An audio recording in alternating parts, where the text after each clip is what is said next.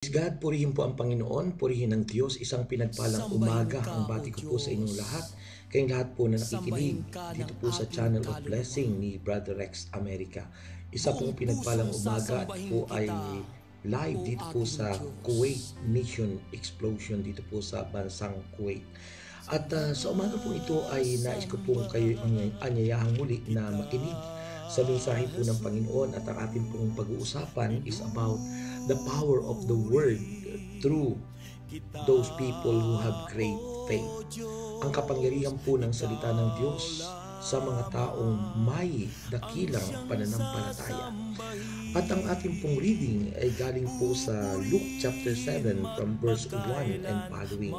And it says, "When Jesus had been saying all this in the hearing of the people, he entered Capernaum. There a centurion servant whom his master valued highly was sick and about to die. The centurion heard of Jesus and sent some elders of the Jews to him, asking him to come and heal his servant. When they come to Jesus, they pleaded earnestly with him, 'This man deserves to have you do this, because he loves our nation and has built our synagogue.' So Jesus went with them. He was not far from the house when the centurion sent friend to say him, 'Lord, don't trouble yourself, for I do not deserve to have you come under my roof.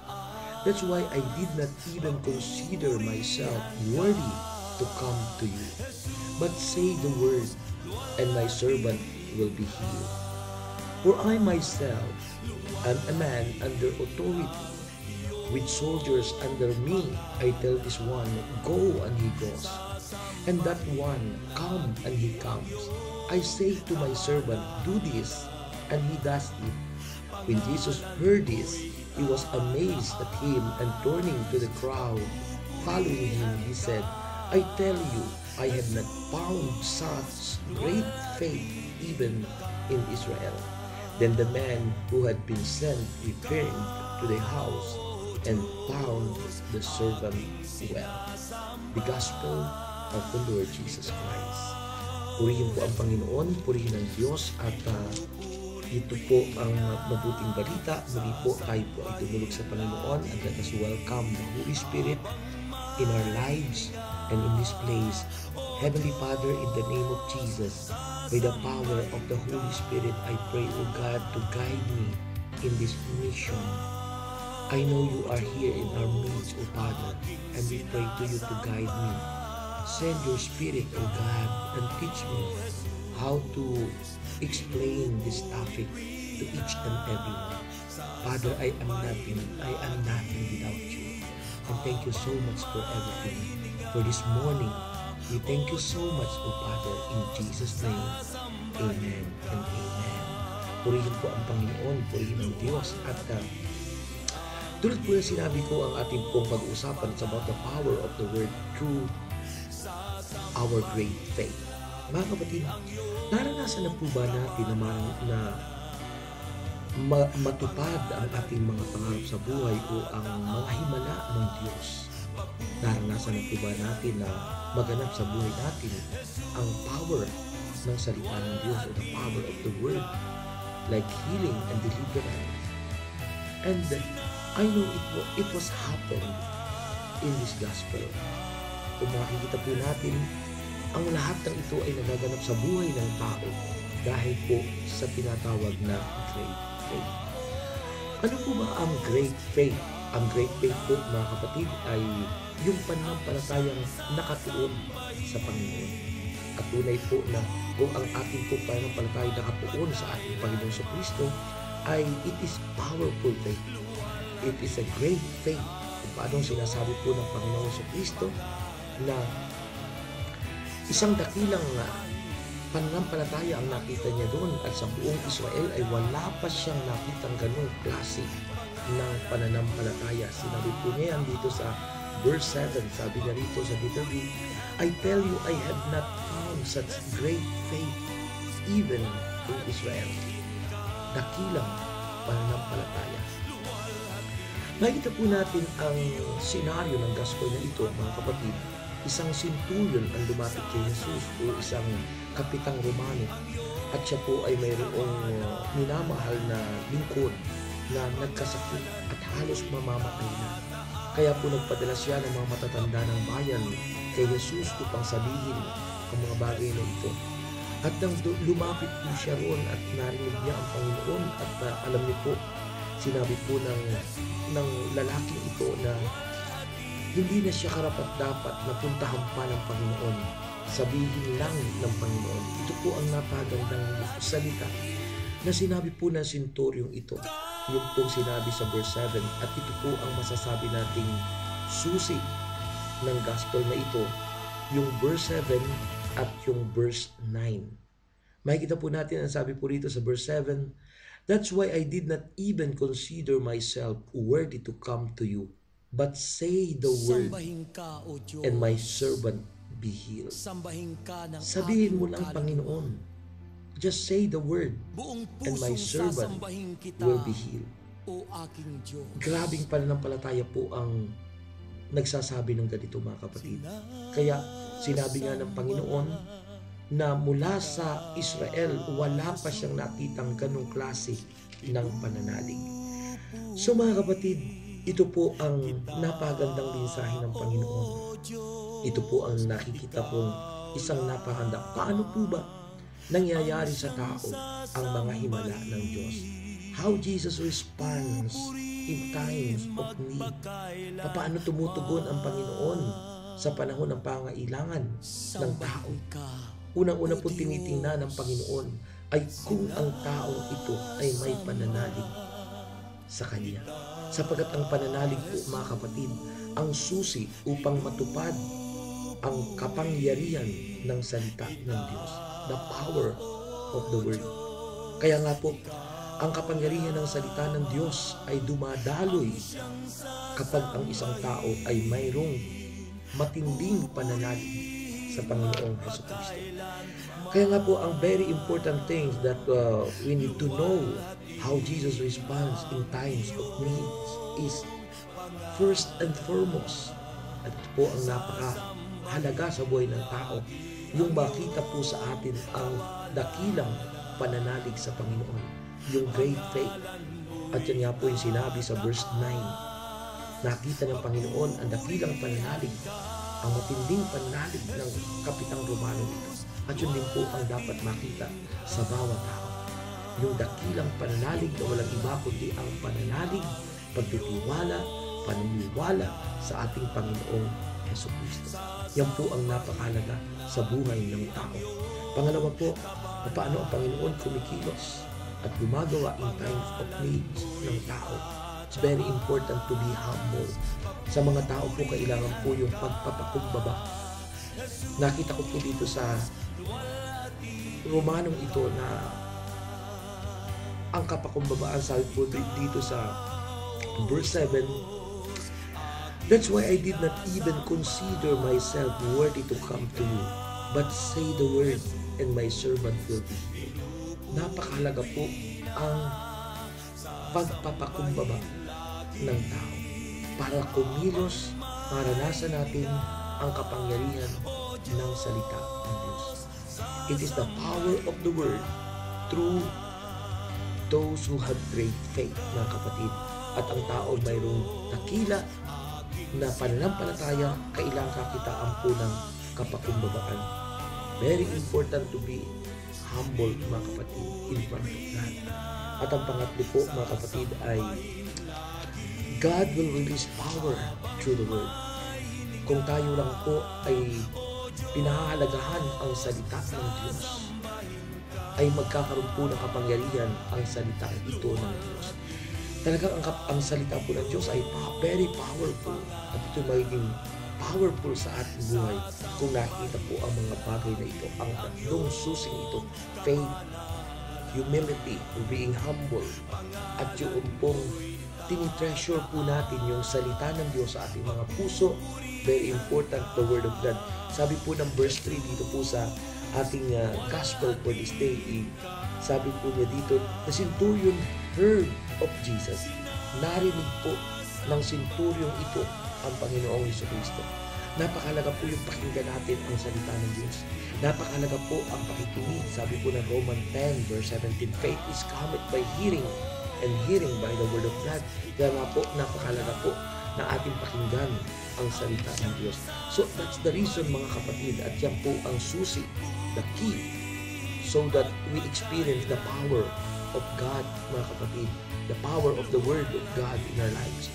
So makikita po natin, magkaroon tayo na dakilang pananampalataya, matuto tayo magpakumbaba sa harapan ng Diyos, at syempre pahalaga natin ang salita ng Diyos sa ating mga buhay. Tulad ng sinabi po ng senturyong ito, sinabi niya, but say the word, just say the word, Panginoon, sabihin mo lang at gagaling na ang aking alipin. Ito ang dapat makita sa atin.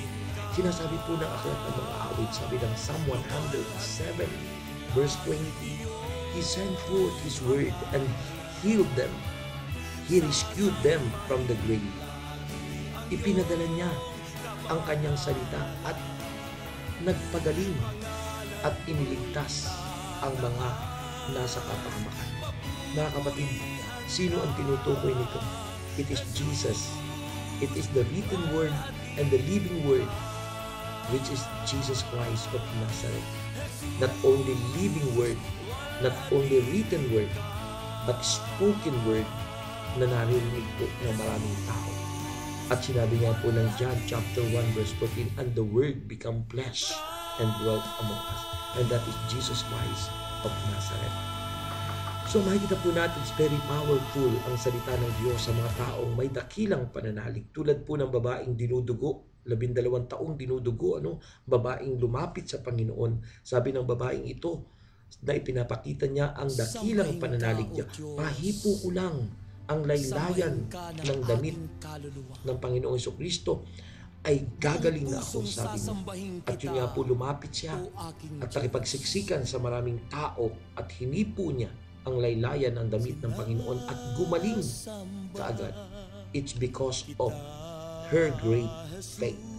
Kaya mga kapatid, dakila po ang pananampalatayang kailangan po natin, at ang dakilang pananampalataya o great faith, it is addressed to our Lord Jesus Christ. It is faith in the Lord Jesus Christ, because faith in the Lord can save mankind. Yan lang po ang pananampalatayang makapagliligtas sa mga tao, mga kapatid. So, what are the power of the Word? Ano po ang kapangyarihan ng salita ng Diyos na nararanasan ng mga taong mayroong dakilang pananalig? Sabi po ng Biblia, unang dapat nating malaman, the Word of God is active. Ang salita po ng Diyos ay aktibo o buhay. Sabi po ng Hebrews chapter 4, verse 12, ang salita ng Diyos ay buhay at mabisa, kagaya ng tabak na tigkabilay-tanim.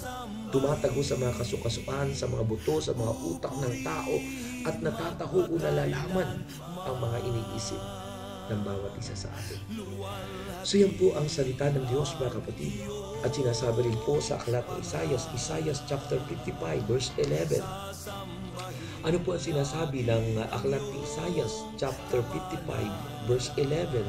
Ganito po ang sinasabi ng kanyang mga salita, mga kapatid. Sabi niya rito sa 55 verse 11, so is my word that goes out from my mouth. It will not return to me empty, but will accomplish what I desire and achieve the purpose for which I sent it. Hindi daw po mawawalang halaga, hindi masasayang ang salita ng Diyos. Ito po ay magkakaroon ng power. Ito po ay mayroong resulta in every time na ipinapahayag ang salita po ng Diyos. Ganyan po, gaano ka-aktibo, gaano ka-powerful ang salita ng Diyos. At tunay po na gaano ka-powerful ang salita ng Diyos, it brings about creation. Paano ba nilikha ang mundong ito? Sinasabi po ng aklat ng mga awit, Psalm 33 verse 6, ano po? Sabi po dito ng Psalm 33 verse 6, mga kapatid, ito ang sinasabi ng salita ng Diyos. Ang sabi niya, by the word of the Lord were the heavens made, there is starry host by the breath of His mouth. Sa pamamagitan po ng kapangyarihan ng salita ng Diyos, ay nalikha ang buong sanlibutan. Ang daigdig na ito, mga kapatid, kay Kristo. At yan po ang kapangyarihan ng salita ng Diyos. The Word of God is active. How powerful, how it is being alive in our lives, mga kapatid. Not only brings about creation, but it governs, mga kapatid, and maintains the created order. Ang salita po ng Diyos ang nagmimintina at namamahala sa buong sanglilikha, mga kapatid. Sinasabi po ng Hebrew chapter 1 verse 3. Ano pong sinasabi ng aklat ng Hebreo chapter 1 verse 3, mga kapatid? Ito po ang sinasabi ng Hebreo chapter 1 verse 3. Ang sabi niya, the Son is the radiance of God's glory and the exact representation of His being, sustaining all things by His powerful word. After He had provided purification for sins, He sat down at the right hand of the Majesty in heaven.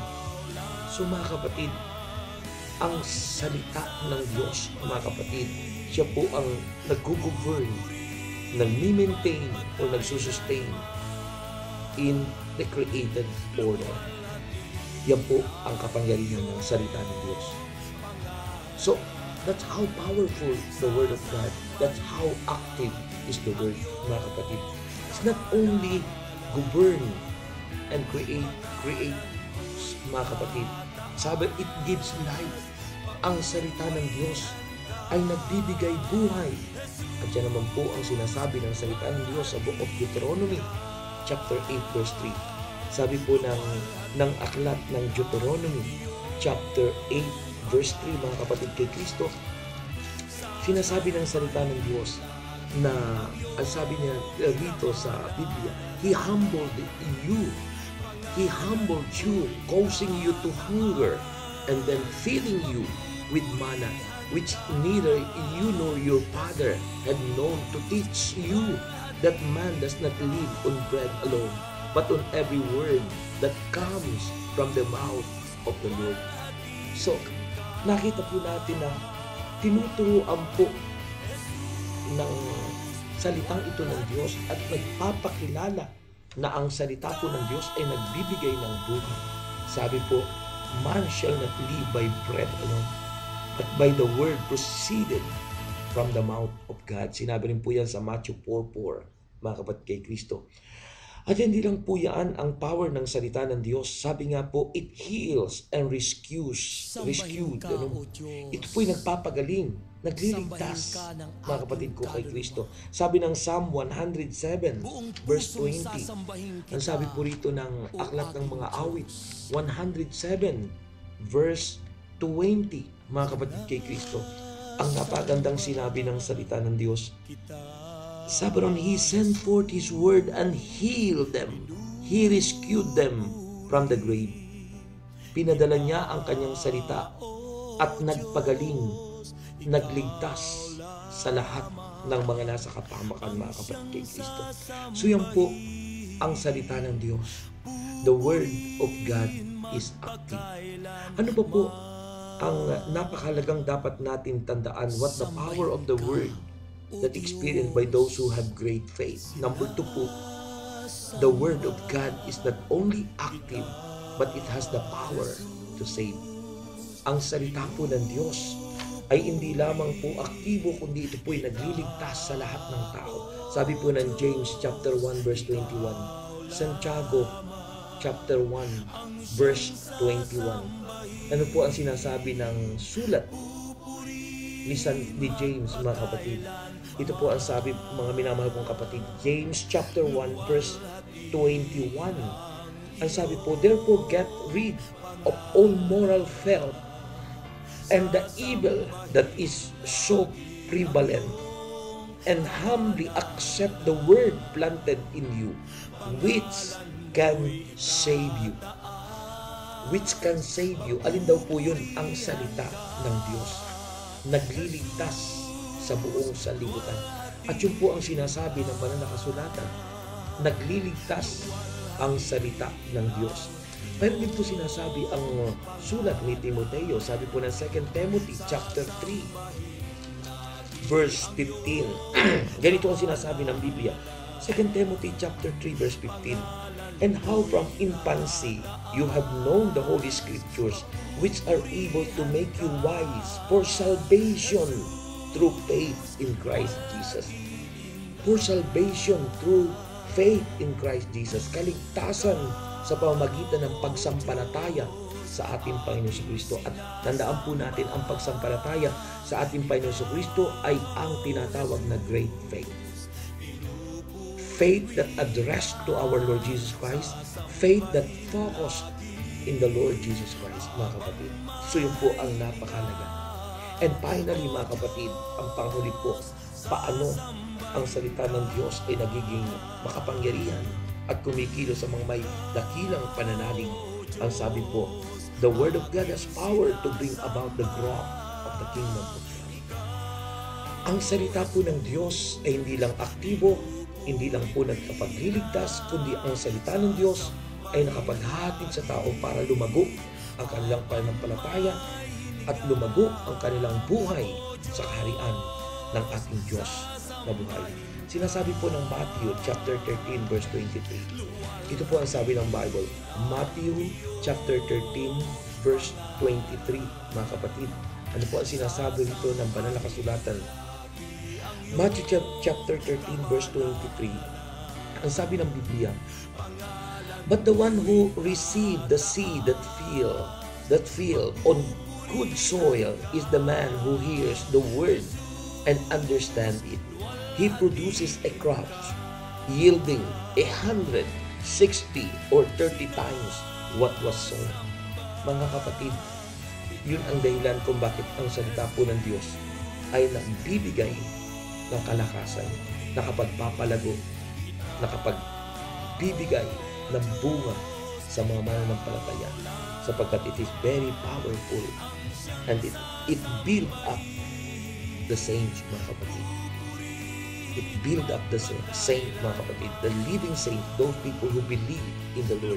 Sabi ng Acts chapter 20 verse 32. Mga kapatid, Acts chapter 20 verse 32, ang sabi po ng banal na kasulatan, now I commit you to God and to the word of His grace, which can build you up and give you an inheritance among all those who are sanctified. Mga kapatid, nakapagpapatatag, nakapagpapalago at nade-develop ang buhay ng mga mananampalataya.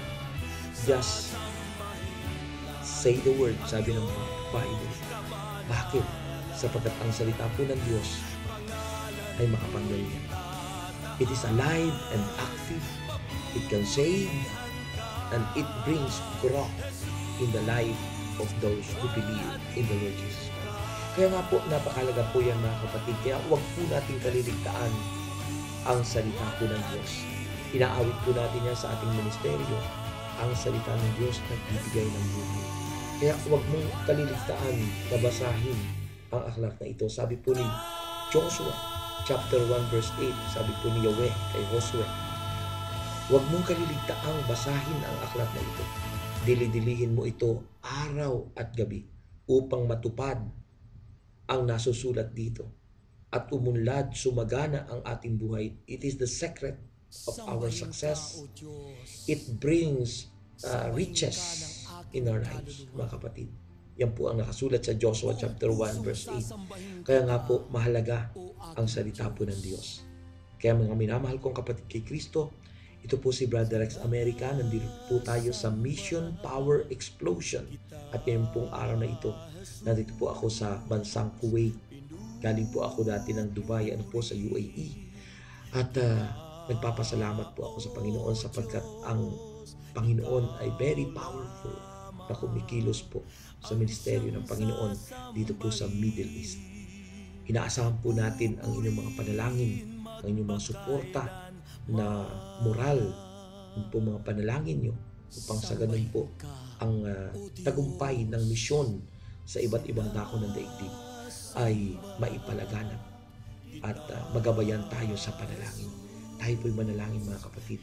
Amang banal, Diyos na makapangyarihan, nagpapasalamat po kami sa iyong katapatan at sa iyong kabutihan.